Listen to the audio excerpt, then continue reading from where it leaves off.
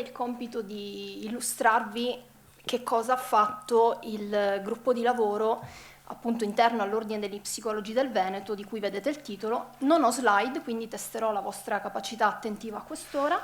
però sarò abbastanza breve. Allora, in realtà per spiegarvi che cosa abbiamo fatto all'interno del gruppo di lavoro, faccio un attimino un passo indietro, mi scuso con i colleghi psicologi perché sarà una ripetizione forse abbastanza noiosa, però in sala ci sono anche avvocati, giornalisti, insomma altre professionalità, quindi vale la pena fare un inquadramento prima di entrare nel merito dei lavori del gruppo di lavoro. L'introduzione riguarda appunto su cosa si intende quando parliamo di psicologia giuridica. Difatti il titolo del convegno, lo psicologo giuridico, ambiti e prospettive, ha a che fare proprio con questo, cioè ci sono diversi ambiti all'interno della psicologia giuridica.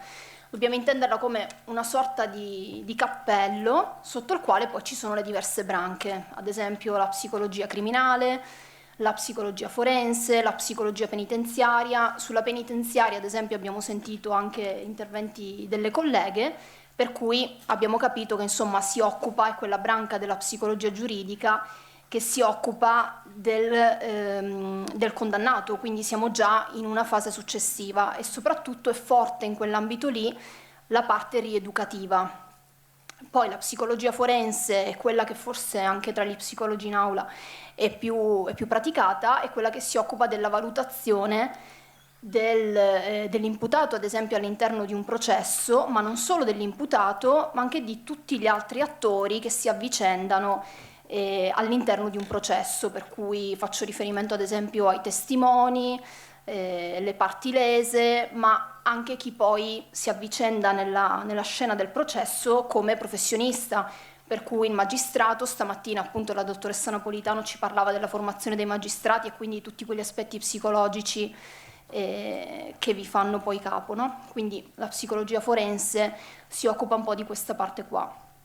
E parlavo della psicologia criminale, ce ne sono altre, la psicologia legislativa, la psicologia legale, quindi tutte queste branche sono sotto il grande cappello della psicologia giuridica e questo è stato il punto di partenza del gruppo di lavoro, che si è posto come obiettivo generale, come vedete dal titolo che è lunghissimo, io l'ho imparato dopo un po' di tempo che già ne facevo parte,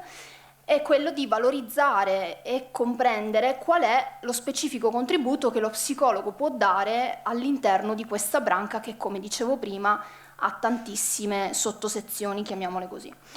Quindi siamo partiti da questo interrogativo. Ovviamente poi sono stati declinati degli obiettivi più specifici. Ad esempio ci si è chiesti,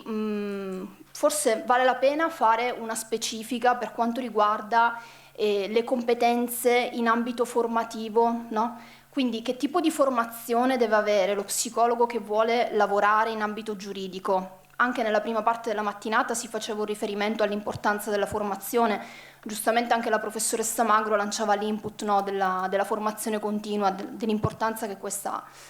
Quindi ad esempio, partendo da questo obiettivo specifico, abbiamo fatto una ricerca.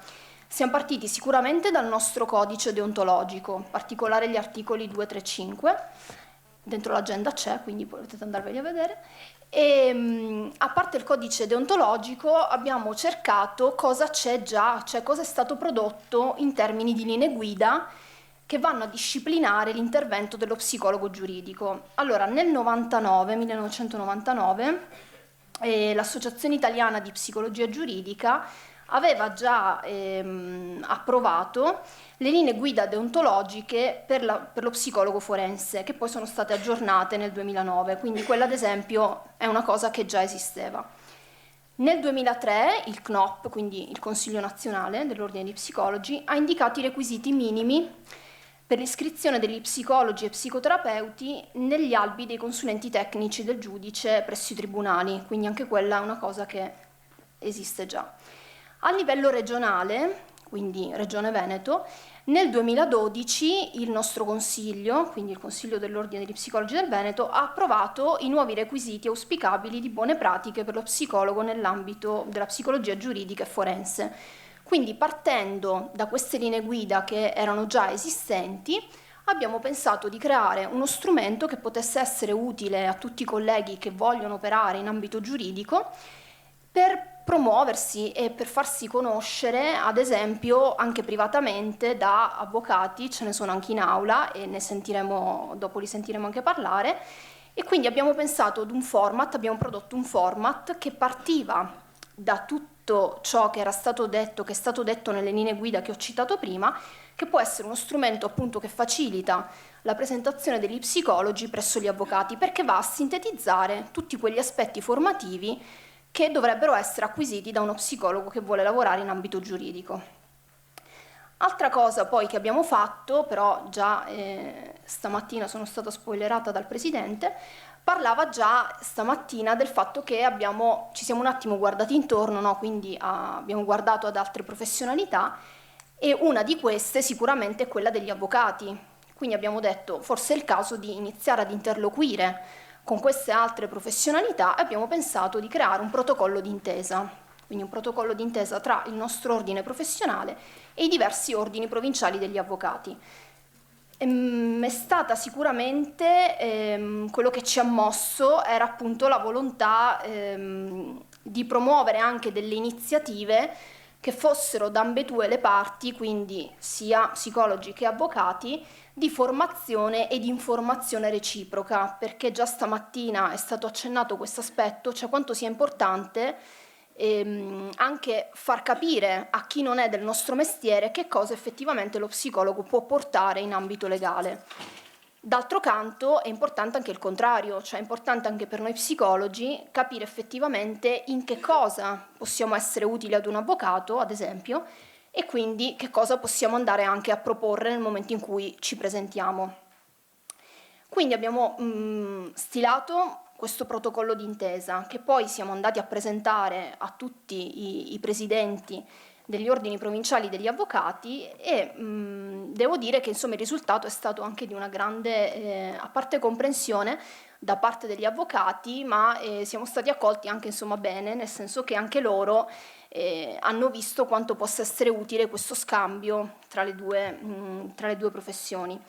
Quindi lo scopo poi dei protocolli d'intesa, lo scopo principe è quello di pensare a momenti formativi che possono essere utili per tutte e due le categorie. Il convegno di oggi si colloca appunto all'interno di questa cornice, perché abbiamo pensato, bene, abbiamo fatto dei lavori. Non vi racconto tutte le cose di cui abbiamo discusso perché poi tantissime altre sono state tematiche insomma, importanti all'interno degli incontri che abbiamo fatto come gruppo di lavoro. Però questi sono insomma, i risultati finali. Il convegno di oggi si colloca proprio all'interno di questa cornice. Quindi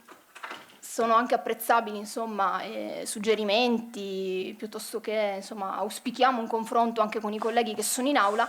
per eventualmente andare anche ad implementare questo lavoro. Detto questo, direi che possiamo andare a pranzo puntualissimi e grazie.